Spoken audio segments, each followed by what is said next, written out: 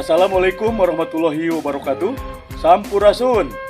Halo para sahabat cerah channel Star Sisi. Saat ini saya berada di komplek pemakaman Istuning, Desa Jalan Cagak, RT 12, RW 2, Kecamatan Jalan Cagak, Kabupaten Subang.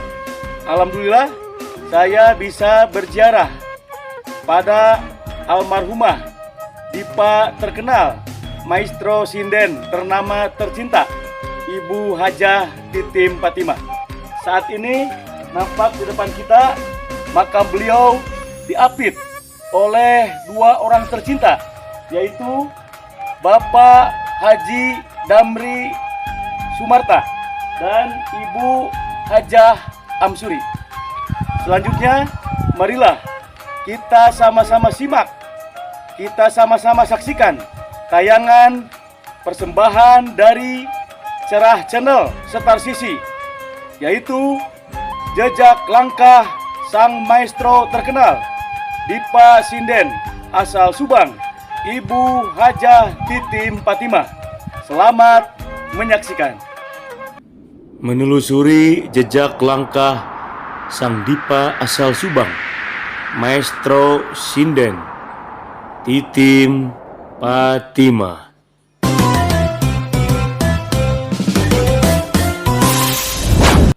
Titim Fatimah dengan nama asli adalah Siti Fatimah, lahir di Deli, Sumatera Utara pada tanggal 20 Januari 1936. Ayahnya bernama Haji Damri Sumarta, sedangkan ibunya adalah Hajah Amsuri. Ayahnya berasal dari Jalan Cagak, Kabupaten Subang, Jawa Barat. Ia adalah pegawai perkebunan di Deli. Masa kecil Titim Fatimah hidup di Deli hingga datang waktu usia sekolah. Orang tuanya memutuskan pulang ke kampung halamannya, yaitu di Jalan Cagak, Kabupaten Subang, karena harus menyekolahkan Titim Fatimah di kampung halamannya tersebut. Di usianya yang masih anak-anak, Titim sudah berdekatan dengan dunia kesenian. Ia lantas belajar ingin bisa ngawih seperti sinden. Karena melihat bakat Titim, ayahnya mendukung agar menjadi sinden terkenal. Saat itu sudah ada sinden tenar bernama Upit Sarimana asal Purwakarta. Ayahnya ingin Titim seperti sinden Upit Sarimana. Bakat Titim mulai terlihat saat orang tuanya Hajah Amsuri dan Haji Damri Sumarta membiarkan Titim ikut manggung bersama tim kesenian wayang golek ke berbagai daerah di Subang, Jawa Barat. Titim juga mengidolakan sinden tenar Upit Sarimana. Saat menginjak usia remaja, sekitar 16 tahun, ketika tinggal di Garut, Titim bertemu dengan Upit Sarimana melalui Tuteng Juhari. Tuteng Juhari adalah pimpinan rombongan seni Sunda RRI Jakarta yang rutin mengajak Upit Sarimana untuk tampil. Keberuntungan mulai berpihak pada Titim Fatimah. Ia akhirnya mendapat kesempatan diundang untuk ngawih di Jakarta. Ternyata suaranya itu membuat pihak rombongan seni Sunda RRI Jakarta percaya. Mulai pada saat itulah, tepatnya pada tahun 1958, saat usia Titim 22 tahun, nama Titim Fatimah mulai dikenal. Suaranya yang khas selalu ditunggu-tunggu banyak penggemar. Berbeda dengan Upit Sarimana, nada suara Titim lebih tinggi dan bertenaga. Titim Fatimah mempunyai kekuatan pada improvisasi, kegenitan, dan kelantangan yang ada dalam lengkingan suaranya. Saat ngawih di studio Jakarta, ada seorang budayawan Sunda bernama M.A. Salmun yang tertarik pada suara Titim Fatimah. Nama asli Titim yaitu Siti Fatimah, kemudian oleh M.A. Salmun diubah menjadi Titim Fatimah. Nama Siti kurang pas dengan profesinya sebagai sinden. Demikian kata Salmun kala itu. Sejak saat itulah nama Titim Fatimah menjadi populer. Orang mengenal Titim Fatimah sebagai sinden yang berkualitas dan selalu ditunggu-tunggu suara merdunya. Rutin diputar di radio dan dinantikan saat manggung di acara hajatan.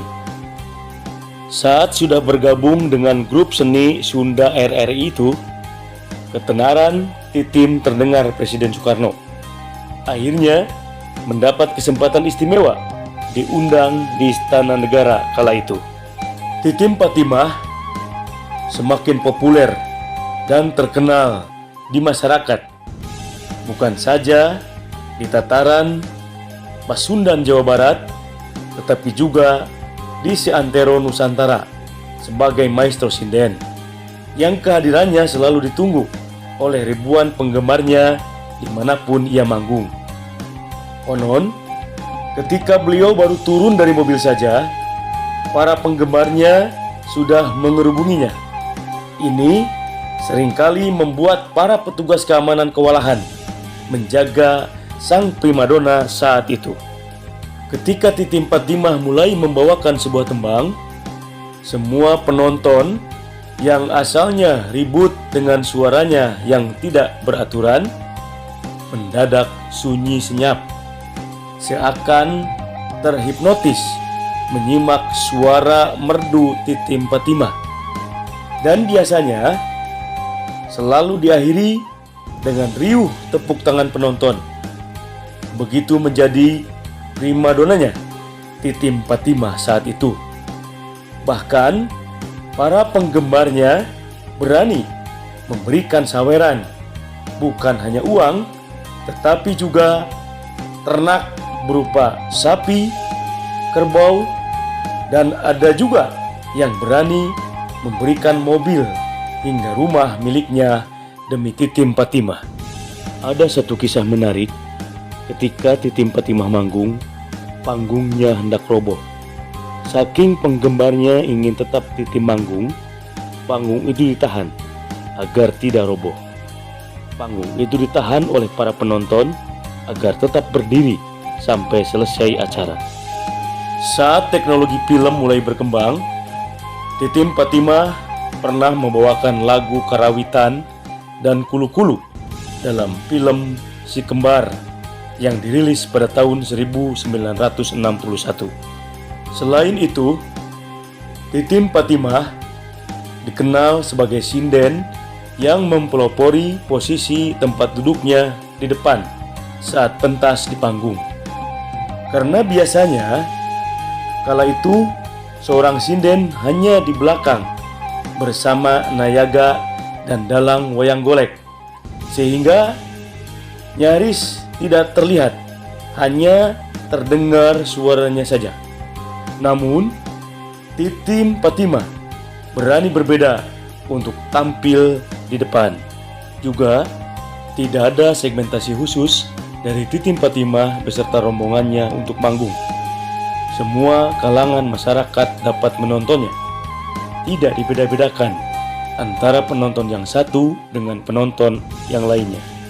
Bahkan melalui seni, Titim Fatimah mampu menghilangkan ketegangan antara golongan Darul Islam atau DITI dengan Tentara Nasional Indonesia atau TNI yang saat itu sedang bersitegang. Titim Fatimah mengatakan, boleh menonton asal jangan perang antara DITI dengan TNI. Memang ketika itu lagi terjadi suasana menegangkan dengan adanya DITI di daerah pegunungan Subang Selatan. Titim Fatimah mulai terakhir manggung sekitar tahun 1980-an. Memasuki tahun 1980-an, ia tak produktif lagi. Tidak seperti ketika tahun 1958 sampai dengan 1970-an. Namun meski begitu, ia tetap menyandang sebagai sinden ternama ketika itu. Pada zamannya, Titim Fatimah dikenal sebagai sinden yang populer dan fenomenal. Titim Fatimah sepertinya sudah memiliki jiwa dan bakat seni. Pasalnya, bukan soal sinden saja yang ia kuasai, melainkan mampu juga memainkan alat musik, seperti halnya kecapi. Selain memiliki suara yang bagus, Titim Fatimah juga memiliki jiwa sosial yang tinggi. Salah satunya, ia buktikan dengan mendirikan sekolah pada tahun 1960 di desa Jalan Cagak yang sampai sekarang berdiri dengan nama SDN Titim Fatimah. Dengan sekolah tersebut, Titim Fatimah berharap masyarakat setempat dapat bersekolah. Buah dari profesinya sebagai sinden, ia pun membuka perusahaan taksi di Jakarta pada tahun 1980-an. Usahanya itu kini sudah tidak ada karena tidak ada yang meneruskan. Memasuki usia 57 tahun, pada tahun 1993, ia menderita sakit tulang punggung. Ia berjuang melawan sakitnya itu. Meski menderita sakit punggung, pada tahun 1994, Titim Fatimah menunaikan ibadah haji. Selang 1 tahun, sang maestro sinden itu tutup usia pada tahun 1995 di rumahnya di Kramat Santiong, Jakarta Barat. Titim Fatimah dimakamkan di kampung halamannya, Desa Jalan Cagak, Kecamatan Jalan Cagak, Kabupaten Subang, Jawa Barat. Untuk menghargai jasa dan karya beliau, pemerintah ketika itu dipimpin oleh Presiden Megawati Soekarno Putri memberikan penghargaan Satya Lancana Kebudayaan melalui Bupati Subang pada tanggal 23 Februari 2003. Pemerintah Kabupaten Subang pun menyelenggarakan pasanggiri sinden Titim Fatimah pertama pada tahun 2002. Dilanjutkan pada tahun 2004. Sempat tidak diselenggarakan selama 12 tahun. Akhirnya tahun 2016 diselenggarakan ketiga kalinya. Kemudian tahun 2018 sampai dengan saat ini, pihak keluarga Titim Fatimah tidak mengetahui persis berapa banyaknya lagu yang dibuat dan dinyanyikan Titim Fatimah. Pasalnya, Titim Fatimah tak memiliki arsip atau peninggalan Titim Fatimah. Karena peninggalan seperti kaset dan barang Titim Fatimah hilang dibawa oleh pencuri. Yang ada sekarang hanya foto-fotonya saja. Ketika itu, pihak keluarga berharap agar ada perhatian dari pemerintah Kabupaten Subang. Keluarga mengusulkan agar makam Titim Fatimah dijadikan situs budaya. Karena sampai saat ini makam Titim Fatimah dijadikan tempat ziarah oleh sejumlah orang termasuk para sinden. Sebelumnya, pada saat kepemimpinan Bupati Subang Haji Rohimat sempat mengatakan akan dibuat situs. Namun, sampai dengan saat ini belum terrealisasi. Kita semua berharap agar di Kabupaten Subang muncul Titim Fatimah selanjutnya. Titim Fatimah memang tidak memiliki keturunan, sehingga harapan besar yakni pada generasi saat ini dan selanjutnya ada orang Subang yang mampu seperti Titim Fatimah, sang idola yang menjadi teladan bagi kita sekalian.